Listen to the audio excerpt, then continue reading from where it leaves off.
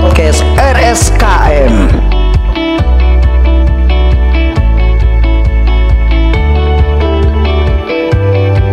Oke, baiklah. Kita awali. Kita akan sapa semua yang ada di rumah, yaitu yang melihat podcast kami di podcast RSKM. Salam sehat bersama RSKM. Oke, pada siang hari ini kita kedatangan tamu yang mungkin tidak asing lagi bagi kita semua ya. Oh iya Bu, dari mana Bu? Bagian instalasi mana Ibu? Ya, kami boleh tahu ya Bu ya. Perkenalkan para pemirsa, nama saya Ana Susanti. Saya staf gizi di Rumah Sakit Kristen. Oh, yang bagian makanan itu ya Bu ya? Ya, berurusan dengan makanan. Iya, di unit gizi. Iya. Ya Bu, ngomong ya, saya punya anak kecil Bu. Ini kan berhubungan dengan gizi ya. Makanya sulit kalau dia makan itu suka makanannya jajan-jajan itu Bu. Bagaimana caranya anak ini memperoleh makanan yang sesuai dengan nutrisinya? Kebetulan anak saya ini umur 5 tahun Bu. Oh iya, saya ingin tanyakan yang pertama itu makanan sehat. Apakah itu makanan sehat bagi anak Bu? Oke, iya. Memang masalah untuk anak-anak itu hampir semua dirasakan oleh para orang tua, betul ya Pak? Termasuk saya ini. Betul. Iya.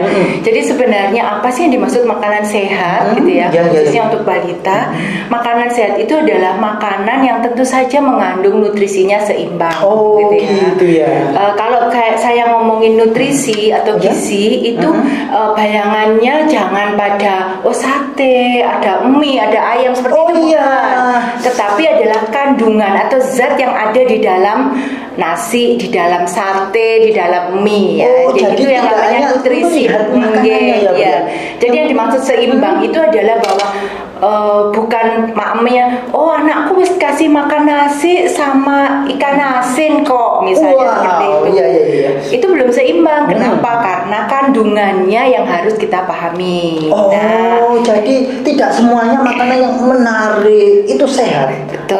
Seperti itu yang penting nutrisinya di dalamnya. Jadi kata seimbang di situ yang dimaksud adalah bahwa nutrisi yaitu ada 6 nutrisi. Ada namanya karbohidrat. Mungkin Bapak Ibu pernah dengar ya, karbohidrat, protein, lemak, vitamin dan mineral, termasuk air dan serat.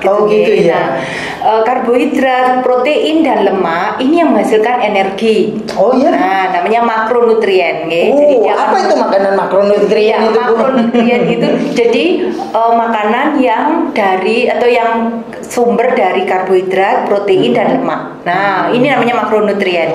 3 ini yang akan memberikan energi, memberikan tenaga buat kita setelah kita makan.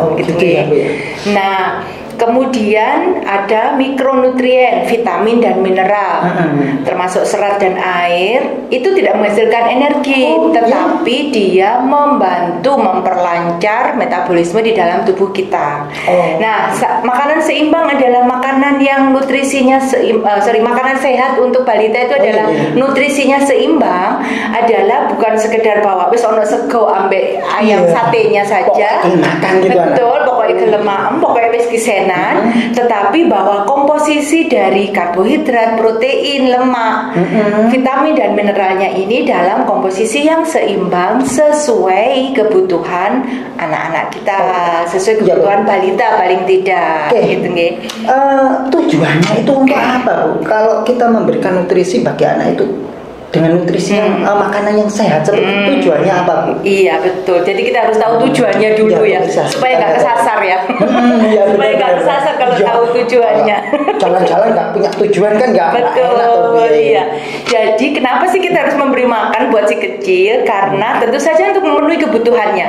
Nah, kebutuhan si kecil ini bertahap ya, dalam arti sesuai dengan umurnya. Nah, kita kan mulai memberikan makan itu pada usia 6 bulan ya, setelah 6 bulan. Karena hanya ASI saja sampai usia 6 bulan. Dari 0 sampai 6 bulan itu ASI saja sudah cukup. Tapi yang saya lihat itu kebiasaan dulu sih itu zamannya bapaknya saya itu dikasih makanan itu pisang seperti itu. Kalau anak-anak di bawah 6 bulan bagaimana Bu itu? Nah ya itu tadi akan muncul berbagai macam penyakit dan keluhan yang namanya invaginasi usus gitu-gitu ya. Kembungnya mendadak jadi ususnya masuk ke ususnya. Ususnya apa ya namanya istilahnya ternyata ya. Iya, tidak sembarangan ya. Iya, karena memang belum siap ya. Karena memang belum siap. Jadi 0 sampai 6 bulan ASI saja. Ya, ASI eksklusif istilahnya. Nah, setelah 6 bulan baru kita berikan makanan tambahan. Oh iya Bu. Nah nanti ada step-stepnya ya. Tadi ASI eksklusif itu hanya ASI saja. Betul. Apa nggak lapar itu si bayi? Jadi diberikan sesuai kebutuhannya. Maksudnya gini, gitu ya, dia ngek ya, tidak apa-apa langsung diberikan gitu ngek. Ada istilah langsung dijedel gitu ya.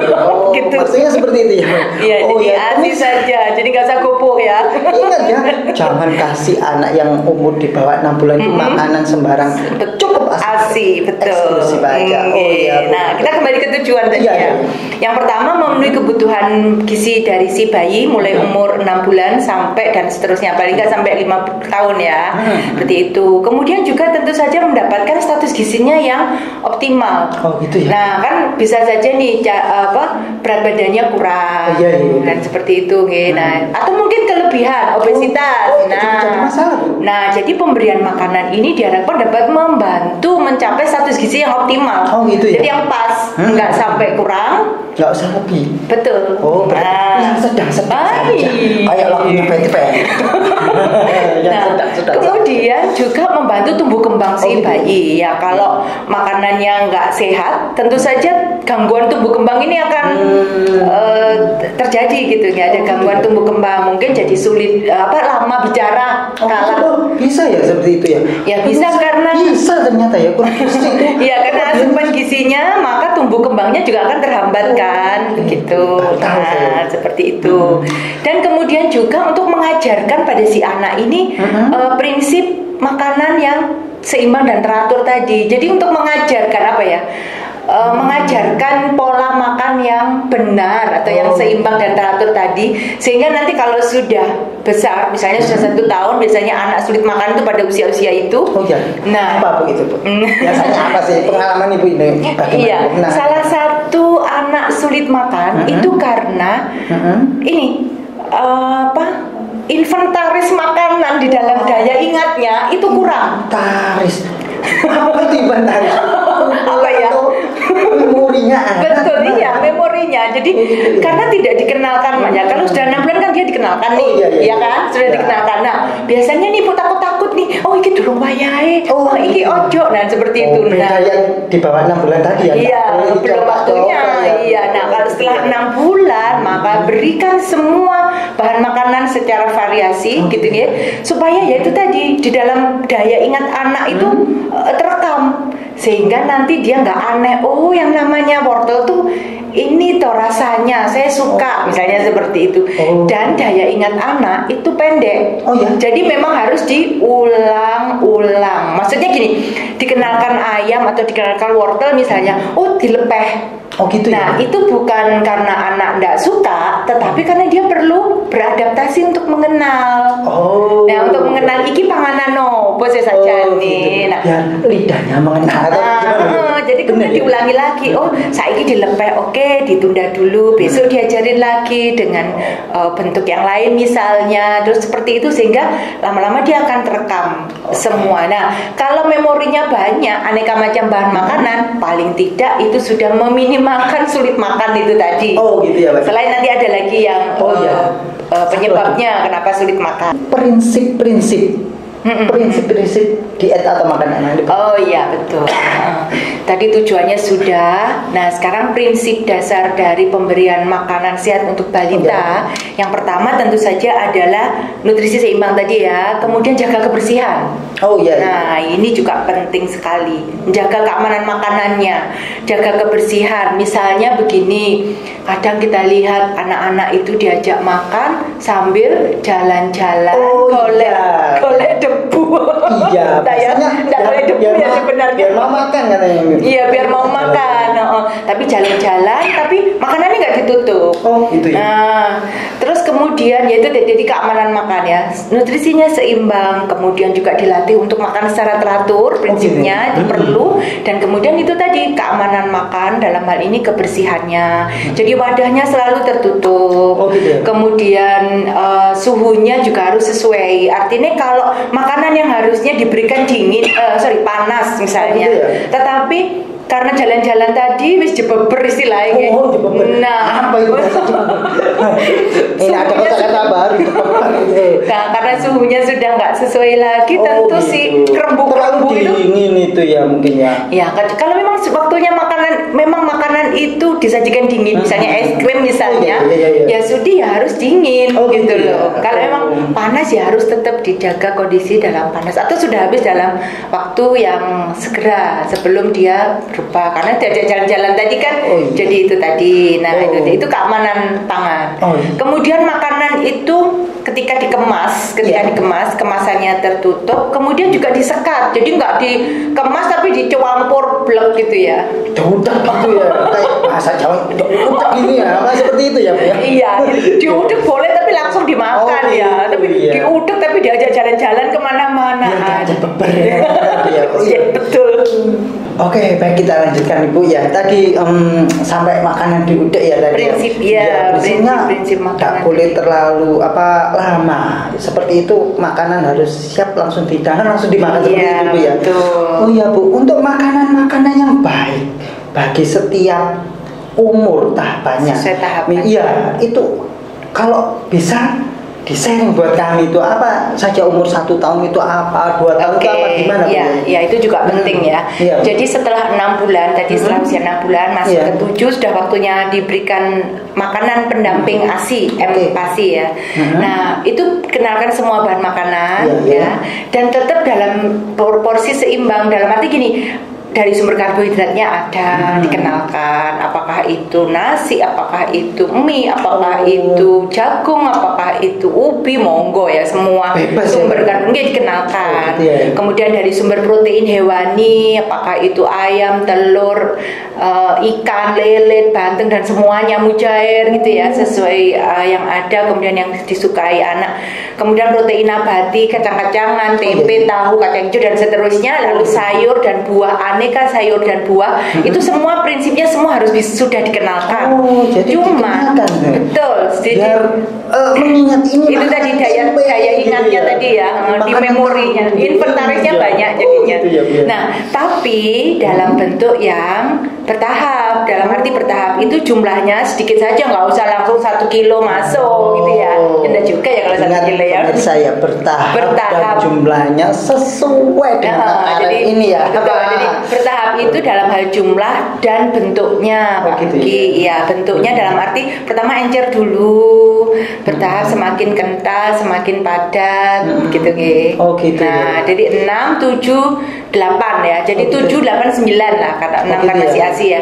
Usia 7 bulan, 8 bulan, 9 bulan lah itu tadi mulai dari di blender, disaring, jadi encer banget. Tapi dia sudah mengandung berbagai macam rasa tadi. Kalau semula kan dia kenanya hanya ASI kan, rasa ASI. Nah, kalau 7 bulan ini dia bentuknya sih mungkin encer, tetapi dia rasanya sudah ada rasa bahan makanan, rasa makanan. Di bubur gitu. Iya, mau di blender disaring atau langsung diunyet-unyetnya disaring, diunyet-unyet. Kemudian lalu bertahap di blender saja, nggak usah disaring, mulai rotok kasar, rotok brosok. Itu tujuannya juga untuk memberi tantangan mengunyah Pak Luki. Yang ini giginya tidak segera muncul. Kalau saya semakin rontok Bu. Jadi mengunyah, tantangan mengunyah ya. Jadi mulai 7 bulan itu giginya sudah mulai ingip-ingip, sudah mulai muncul kan. Nah itu dengan tantangan mengunyah itu tadi. Terus semakin lama semakin brosok. Nah kemudian kalau sudah 10 bulan ya 9-10 bulan gitu sudah nggak perlu dicampur seperti itu, kudunya wis dewe-dewe. Jadi misalnya bubur ya bisa apakah itu bubur tepung atau bubur beras gitu ya. Kemudian ikannya udah dicincang, sayurnya diserut misalnya. Gitu ya. Nah itu sudah mulai sendiri-sendiri. Dia akan semakin merasakan, oh iki abang-abang iki rasa opo yo, iki coklat-coklat rasa opo yo. Nah seperti itu. Nah kemudian atau sudah bisa dipegang mulai umur 11 bulan gitu kan, 10 bulan sudah mulai pegang, mungkin wortelnya diiris yang agak panjang. Ini motoriknya ini. Iya betul, melatih motoriknya, mengunyahnya dilatih, motoriknya juga, kemudian warna-warninya juga kan, panca inderanya juga dilatih. Gitu ya. Nah, tahap-tahapannya seperti itu ya, Bu. Betul. Kalau misalnya jadi bertahap, memang kata kuncinya bertahap ya, dari jumlah dan juga bentuk atau konsistensinya, dari cair sampai padat. Tapi kayak ini, anak saya ini kan umur 5 tahun, itu sebanyak makanan apa sih? Kalau 5 tahun itu sebenarnya sudah makan keluarga. 1 tahun itu sebenarnya sudah makanan keluarga ya. Itu ya. 1 tahun itu sudah boleh makanan keluarga. Iya. Hanya mungkin tinggal lihat apakah giginya sudah mulai tumbuh penuh, sudah mulai penuh. Harusnya sudah tumbuh. 7 bulan itu sudah meletek. Giginya sudah mulai ada ya, mau 4 mau 3 gitu ya. Nah, umur 1 tahun itu sudah seperti makanan keluarga, tapi mungkin masih agak yang lembek. Nah, disinilah biasanya ada anak yang karena mungkin terlalu di eman-eman atau apa kebiasaan orang tua sehingga dia maunya diemu, nggak mau mengunyah. Nah itu karena nggak ada tantangan mengunyah tadi waktu makan pertamanya. Gitu ya. Nah itu juga salah satu alasan ya kenapa anak itu jadi itu tadi sulit makan, jadi diemu itu tadi loh. Diemu nggak mau ngunyah. Dia sudah keasikan mengenyut, mengisap. Mungkin di awal dari umur 0 sampai 6 bulan tadi ya, iya. Mendapatkan ASI eksklusif. Iya, bukan karena pada usia di atas 7 bulan waktu empasinya dia nggak segera tadi bertahap tadi loh, segera langsung dari cair kemudian segera bertahap kasar, semakin kasar. Tantangan mengunyah tadi loh Pak, itu penting. Jadi perlu ada tantangan mengunyah sehingga ketika 1 tahun sudah makanan keluarga itu dia sudah bisa mengunyahnya, sudah pinter gitu loh. Ya. Satu lagi nih pertanyaan. Mungkin dari tadi satu lagi ya. Satu lagi, 2 lagi.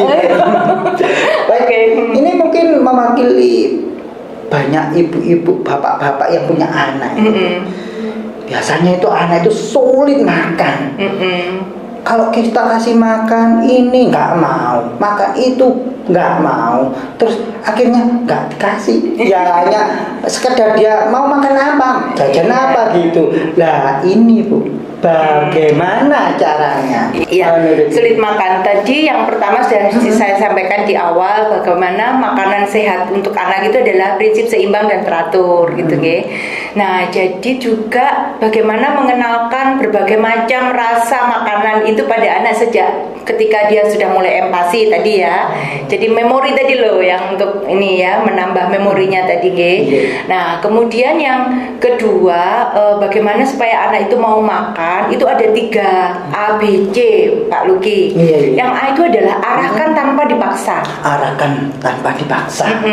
Jadi anak ini diarahkan untuk makanan yang sehat tadi yang sudah saya sampaikan di prinsip-prinsipnya.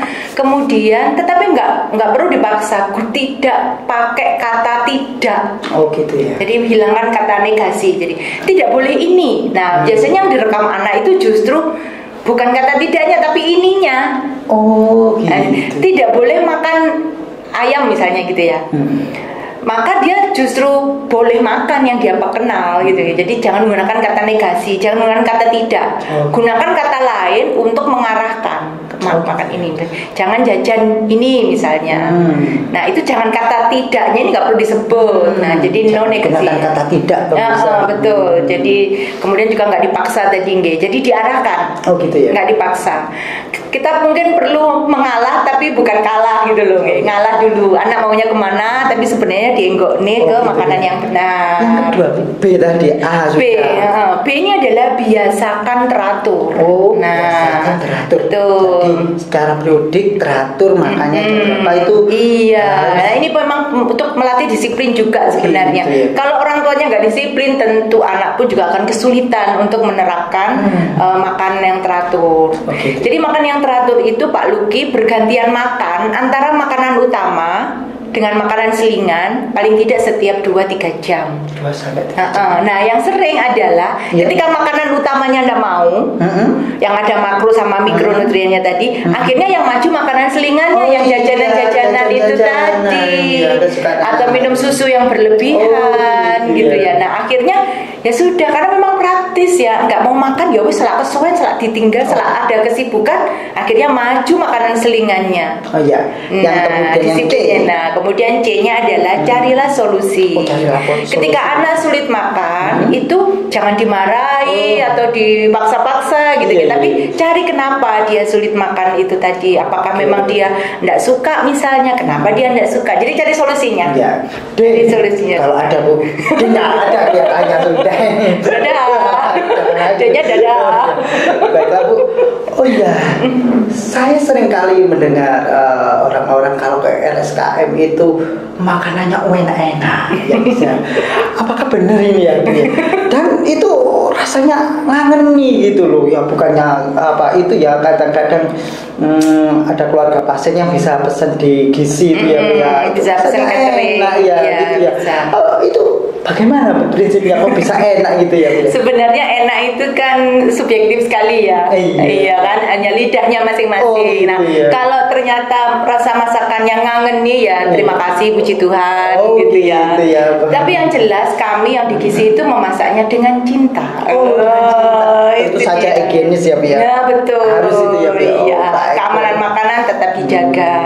Dan itu tadi cinta. Sesuatu kalau disajikan dengan cinta, baik itu masakan yang kelihatan sederhana, tapi kalau kita makan rasanya enak. Ngangeni ya, betul. Iya. Pemirsa, jangan lupa kalau kita ke RSKM ini ada Ibu Ana ini yang senantiasa mengkonsultasi tentang gizi, di klinik gizi, tepatnya di klinik 6 ya Bu ya itu ya. Iya, betul. Benar ya. Oke. Bagi pemirsa yang ke Rumah Sakit Kristen Mojowarno bisa konsultasi gizi bersama Bu Ana dan tim yang lain di klinik 6. Ya nanti mungkin saya ingin diet atau di lain topik kita makan diet untuk bagi yang overweight apa terlalu gemuk apa penyakit tertentu itu makanannya apa, kita akan ulas di topik di lain kesempatan ya Bu ya. Terima kasih Bu Ana. Wow, saya hari ini ketika berbicara dengan Bu Ana di sini, saya jadi lapar Bu. Jadi saya segera ingin makan ya selama makannya yang sehat ya Pak. Oh ya, tentu aja. Bukan sekedar kenyang ya, harus sehat. Prinsip-prinsip tadi kita betul. Baik pemirsa, terima kasih buat pemirsa semua yang telah menonton podcast kami di podcast RSKM. Oke, sampai ketemu lagi bersama Lukis Julianti di podcast RSKM. Salam sehat.